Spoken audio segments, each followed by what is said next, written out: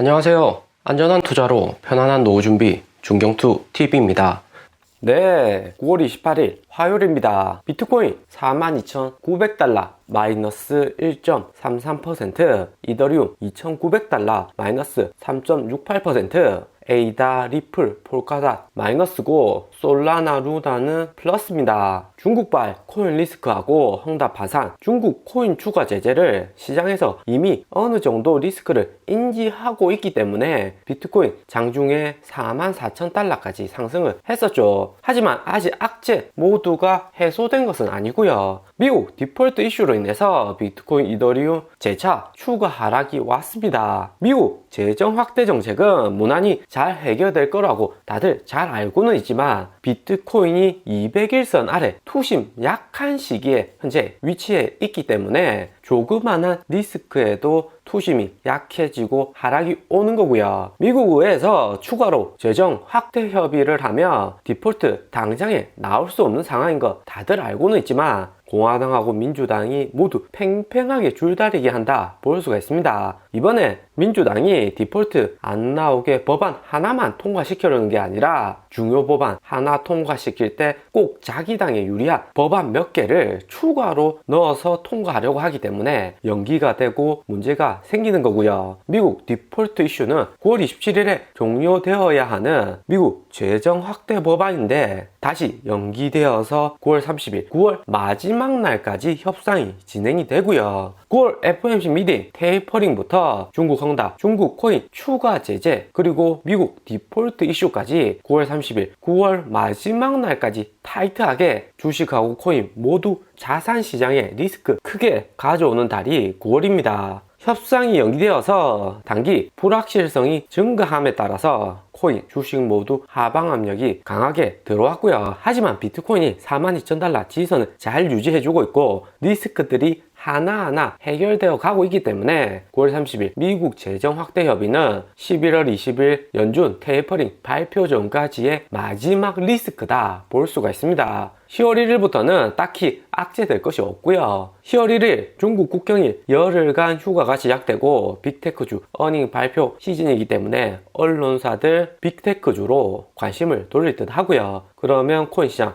분위기 좋게 흘러갈 가능성이 높습니다. 또 단기 악재로 인해서 가격이 하방 압력은 있지만 9월 30일 마지막 미국 디폴트 이슈 해결이 된다면 반등 크게 나올 수가 있고요. 비트코인이 4만 달러만 잘 유지하면 충분히 5만 달러 가는 것은 문제가 아닙니다. 특히 이번 주 주말이 코인 시장 긍정적으로 흘러갈 가능성이 매우 크죠. 하지만 리스크 관리는 꼭 필요합니다. 9월 30일까지 비트코인이 여기서 더 폭락하는 가능성은 매우 낮기는 하지만 미국 디폴트 이슈에 관해서 민주당과 공화당이 협의가 원활히 마무리가 안 되면 주식이나 코인 추가 하락도 가능하고요. 그렇기 때문에 반드시 비트코인 4만 달러를 손절 라인으로 잡으시고 추가 폭락 오면 50% 이상 매도해서 손실 최소화로 가야 됩니다. 대신에 시장도 모두 인지하고 있는 미국 디폴트 이슈이기 때문에 중국 헝다와 중국 코인 추가 제재처럼 빠르게 해소될 가능성 존재하고요. 에버그란데, 헝다는 파산한다고 언론사들 뉴스를 대량 만들어냈었는데 로이더 뉴스는 헝다 그룹 산하의 광저우 헝다 축구장은 그대로 지어진다 얘기를 하고요. 비트코인 도미넌스는 40.8%, 이더리움 도미넌스는 17.8%로 어제보다 비트코인, 이더리움 도미넌스 모두 상승은 했는데 9월 상승 동력이 가장 좋았던 에이다 비롯해서 리플, 도지, 폴카닷의 파일을 쭉 가져오고 있죠. 비트코인, 이더리움 가격이 최우선적으로 안정이 돼야지 알트코인들의 추가적인 상승이 가능하고요. 이더리움은 9월 대규모 소각으로 2,900달러, 3,000달러 부근에서 가격 방어가 좋고 변동성도 많이 낮아진 것을 알 수가 있고요. 코인 시장 중국발 이슈 이후에 추가로 하방 압력 강하게 주는 미국 연방정부 셧다운과 국가 부도 이슈를 좀 더 자세히 보면요.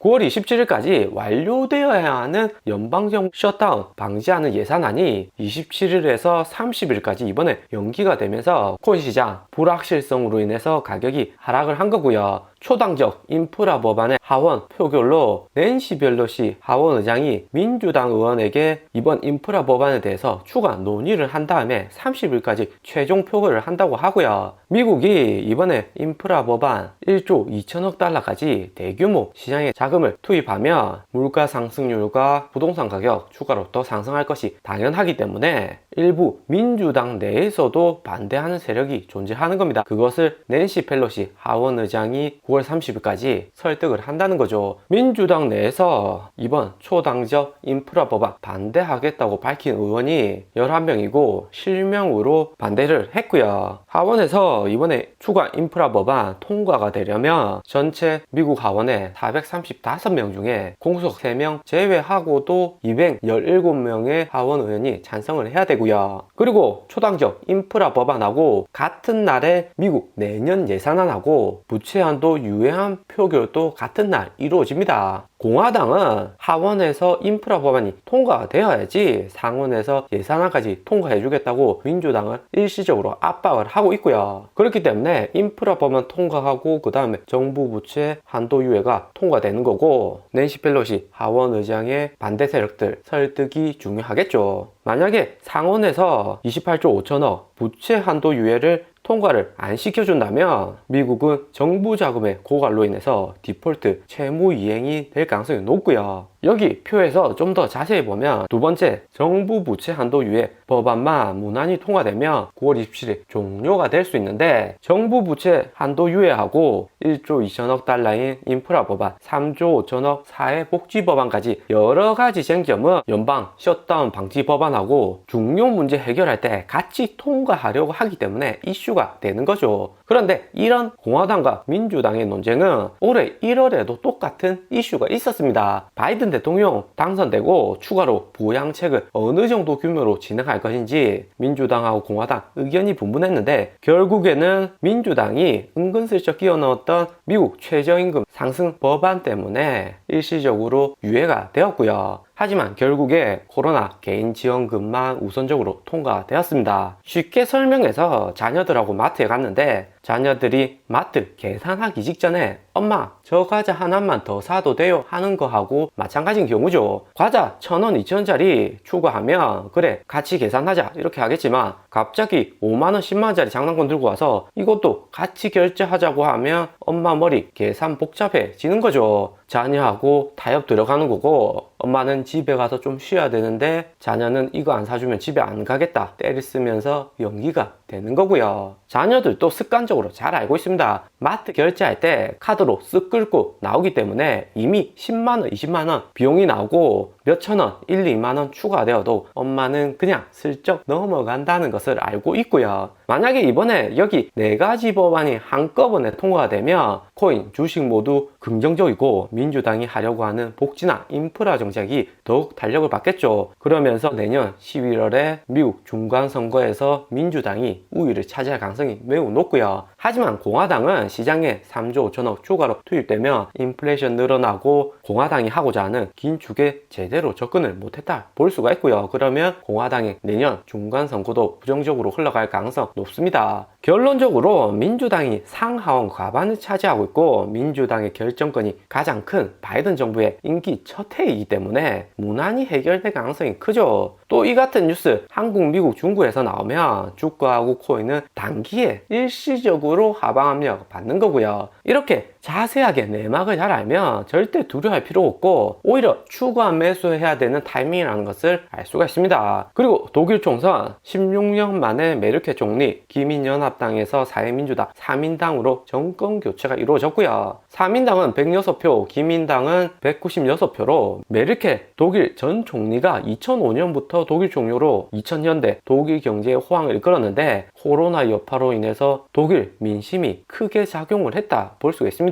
기존의 독일 기민당은 미국 공화당적인 친기업 정부주도 발전에 성격이 강했다면 이번에 새롭게 집권한 사회민주당은 친서민적이고 성장보다는 분배에 좀 더 집중을 하고요. 도이치뱅크도 비트코인이 디지털 금, 이더리움은 은이다 이야기 빠르게 한 것처럼 개인 투자자 많은 코인에게는 긍정적이다 볼 수가 있습니다. 프랑스도 내년에 한국하고 마찬가지로 대선이 있고요. 그리고 미국 주시장은 오늘 첫 장이 열렸는데 S&P 나스닥 지수는 미국 디폴트 이슈로 소폭 하락했고 다우 지수는 상승을 했고요. 혹시나 모를 디폴트 사태에 대비해서 미국 10년물 국채금리는 1.49%, 2% 상승해서 올해 1월, 6월과 비슷한 수치입니다. 비트코인도 1월, 6월 소폭 상승하는 시기였고 이 시기가 지나면 거대 상승 나올 수가 있고요. 전체적인 미국 경제가 회복 단계에 들어는 섰지만 코로나 팬데믹 이후 시장에 리스크가 여러 군데 남아있기 때문에 일시적으로 변동이 있는 거고요. 애플 주가도 142달러까지 떨어졌고 9월에 158달러까지 갔다가 다시 하락한 거죠. 그리고 우리 테슬라는 플러스 2%, 독일 기가벨린 개장하고 일론 머스크의 중국 사업 확장으로 인해서 주가 흐름이 좋고요. 작년 1월하고 2월처럼 테슬라 주가가 좋게 흘러가야지 또 일론 머스크가 좋아하는 도지코인 힘을 받고 주주들 지지도 추가적으로 얻는 거고요. 일론 머스크의 리더십 재부각 되겠죠. 10월 17일 테슬라 3분기 어닝이 너무나도 기대가 됩니다. 오늘의 영상은 여기까지입니다. 좀 더 디테일한 투자 정보가 필요하신 분들은 커뮤니티로도 자료가 공유되니까 멤버십 가입과 구독 부탁드립니다. 감사합니다.